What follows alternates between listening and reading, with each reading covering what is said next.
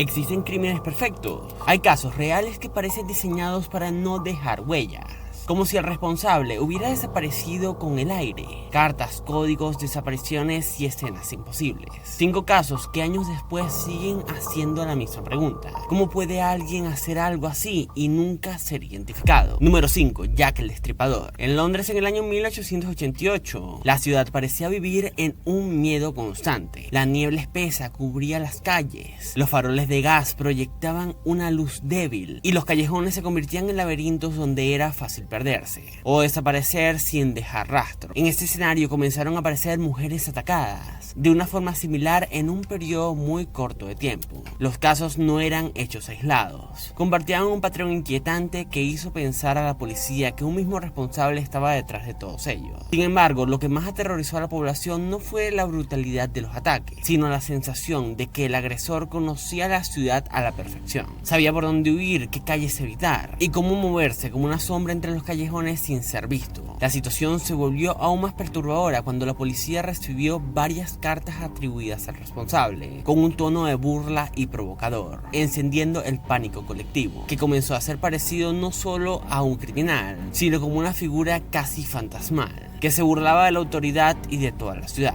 haciendo que con el pasar del tiempo surgiera una pregunta inevitable: ¿por qué este caso sigue sin resolverse? La respuesta está en el contexto de la época. No existían cámaras de seguridad ni análisis de ADN. Las técnicas forenses eran muy limitadas y muchos testimonios eran poco fiables. A esto se le suma una ciudad saturada de rumores, miedo y especulación, donde resultaba casi imposible distinguir entre pistas reales y falsas, haciendo que a lo largo de los años se propusieran diferentes teorías. Algunos investigadores señalaron a un hombre local con problemas mentales. Otros sospecharon de una persona ligada directamente al área de los crímenes, que ya había perdido la vida. E incluso se sugirió la hipótesis de que no se trató de un solo responsable, sino de más de uno, lo que explicaría ciertas diferencias entre los ataques. Y más de un siglo después, el caso sigue siendo uno de los mayores misterios criminales. Número 4. El asesino del Zodiaco. Los mensajes cifrados entre el año 1968 y 1969 apareció un personaje que no solo atacaba, sino que también quería ser escuchado, ya que después de cometer todas sus agresiones, escribía y enviaba cartas a los periodistas llenas de símbolos, burlas y códigos, como si la violencia no le bastara y necesitaba prolongarla a través del lenguaje. En algunas de esas cartas incluía detalles que solo el responsable podía conocer, lo que confirmaba su autenticidad y convertía cada mensaje en una pieza más del rompecabezas. Para él, la investigación no era un intento de atraparlo, sino un juego en el que él llevaba la ventaja, porque marcaba el ritmo, decidía cuándo aparecer y cuándo callar. Cada carta era una forma de recordar que seguía ahí, observando, leyendo las noticias sobre sí mismo y disfrutando de la atención que generaba. ¿Qué es lo que hace que esta persona sea considerada tan compleja en términos de terror psicológico? Lo cual no era solo su anonimato,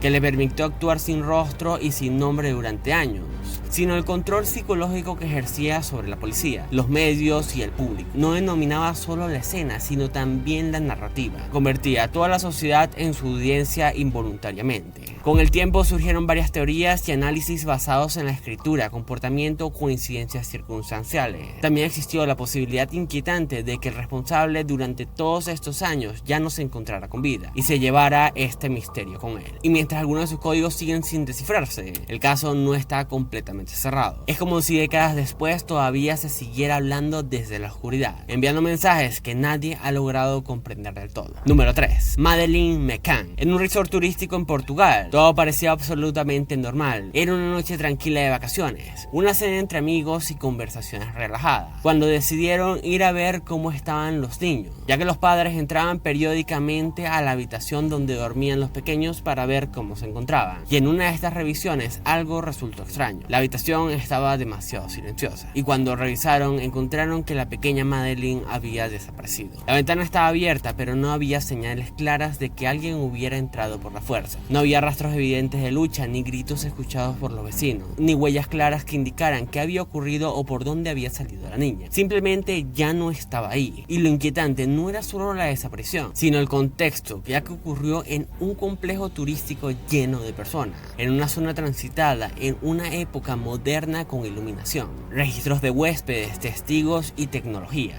y aún así nadie vio nada con certeza. Desde el inicio la investigación tuvo problemas. Las primeras horas, que son las más importantes en este tipo de casos, fueron confusas. No se cerró la escena de inmediato. Varias personas entraron y salieron del departamento antes de que la policía pudiera tomar todas las pruebas. Se movieron objetos, se limpiaron superficies supuestamente sin intención, alterando posibles pruebas. Y a partir de ahí el caso se volvió un laberinto. Aparecían testimonios contradictorios, personas que creían haber visto una niña que se parecía a Madeleine en distintos lugares, horarios y países. Avistamientos que nunca pudieron confirmarse, sospechosos que parecían prometedores y luego se descartaron por falta de pruebas. Con el pasar del tiempo, diferentes teorías fueron apareciendo poco a poco para tratar de explicar la desaparición de Madeleine, diciendo que alguien pudo entrar al departamento y llevársela en silencio, que ocurrió un accidente dentro del lugar y fue ocultado por pánico, o que alguien del propio complejo aprovechó la rutina de los padres, o alguna combinación de errores, confusión y mala gestión desde el inicio, haciendo imposible reconstruir lo sucedido.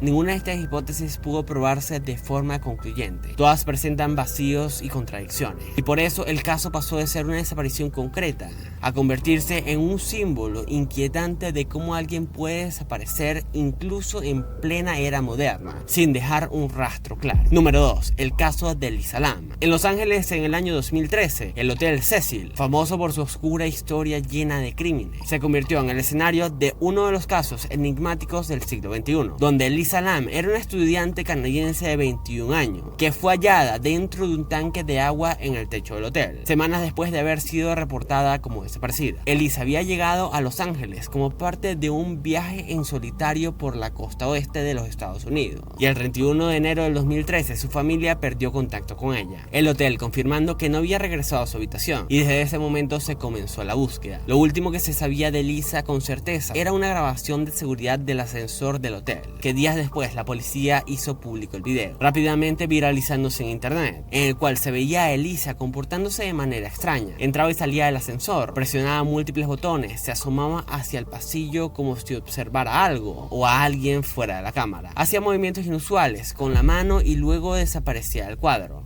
El ascensor además parecía no cerrarse correctamente, lo que alimentó aún más el misterio, donde el 19 de febrero, tras recibir quejas de los huéspedes por el color oscuro del agua y el olor que tenía, personal de mantenimiento subió al techo para revisar los tanques, y en uno de ellos encontraron a Elisa Lam, flotando en el interior. Los análisis determinaron que la causa fue ahogamiento accidental. No se hallaron signos de violencia, ni rastros de sustancias en su organismo, pero sin embargo el informe no respondía a la pregunta central: ¿cómo llegó Elisa hasta el tanque ubicado en el área restringida del hotel, al que solo se accedía por una puerta de seguridad y una escalera externa? La tapa del tanque era pesada y surgieron dudas sobre si una persona podía abrirla, meterse dentro y luego cerrarla desde el interior. Y así el misterio se llevaba por hechos tan improbables que parecía imposible que esto no tuviera una explicación. Algunos creen que sufrió un episodio de confusión extrema y subió sola al techo sin comprender el peligro. Otros sostienen que alguien más la llevó allí y logró desaparecerse sin dejar rastro. Hay quienes piensan que fue una secuencia de errores encadenados, está abierta, una decisión equivocada, un momento de desorientación, que terminó en algo totalmente aterrador. Pero ninguna de estas teorías logra explicar completamente cómo una persona llegó a un lugar de acceso restringido, entró en un tanque pesado y quedó atrapada adentro sin que nadie lo notara en el tiempo. Por eso, más que una respuesta, el caso dejó una imagen imposible: una joven en un lugar que no debía estar, de una forma que no sabemos explicar. Y mientras esa escena siga sin encajar en la lógica, el caso de Elisa Lam seguirá siendo una herida abierta entre lo real y lo inexplicable. Número 1. La Dalia Negra. En Los Ángeles, en el año 1947, desde el primer comienzo de este caso, la prensa lo convirtió en un mito. Los titulares, las fotografías, las especulaciones y los rumores crecieron más rápido que la propia investigación. El crimen dejó de ser solo un hecho policial y se transformó en una noticia alrededor del mundo. Pero detrás de este suceso había un hecho concreto. Una joven fue hallada en un terreno baldío, y el impacto visual del crimen fue tan fuerte que dominó inmediatamente la atención nacional. La víctima fue conocida por la prensa como la Dalia Negra, un apodo que transformó todo el suceso en una historia mediática. complicando toda la situación. Llegaron pistas falsas, llamadas anónimas y confesiones dudosas. Personas que querían atención y notoriedad o simplemente querían participar de todo esto. Cada día una nueva versión de la historia. Cada semana un nuevo sospechoso. La avalancha de información no ayudó a aclarar el caso. Lo dejó bajo diferentes capas de ruido, exageración y desinformación. Nunca hubo un responsable identificado oficialmente. No hubo arresto definitivo, no hubo un juicio. No hubo condena. No hubo una verdad que pudiera imponerse sobre los demás. Todo este caso se comenta que fue tan mediático porque llevaba las diferentes circunstancias de un caso de Hollywood causado en la vida real. Una víctima joven, con sueños y un crimen que fue una total brutalidad. El crimen fue tan mediático por las diferentes circunstancias en las cuales fue encontrado. En un barrio tranquilo, puesto en una posición que se veía para ser ubicado, el cual lo encontró una madre con su hija, que creía que era un simple maniquí, pero al ver que no era lo que pensaba, llamó inmediatamente a la policía. En un lugar tranquilo residencial, que después de muchas investigaciones no se logró encontrar al culpable. Simplemente algunos creyendo que pudo haber sido por venganza de alguien que la conocía, pero que las diferentes teorías y la información que empezó a circular por todas partes, que pudo complicar aún más todo el análisis. 5 casos, 5 historias donde la verdad sigue incompleta. Y lo más inquietante no es lo que sabemos, es lo que falta. Porque si los responsables nunca fueron identificados, significa que alguien en algún lugar siguió con su vida como si nada. Y esto es lo que no deja dormir. ¿Cuál de estos casos te parece el más imposible de resolver? Deja tu opinión en los comentarios y suscríbete para más historias.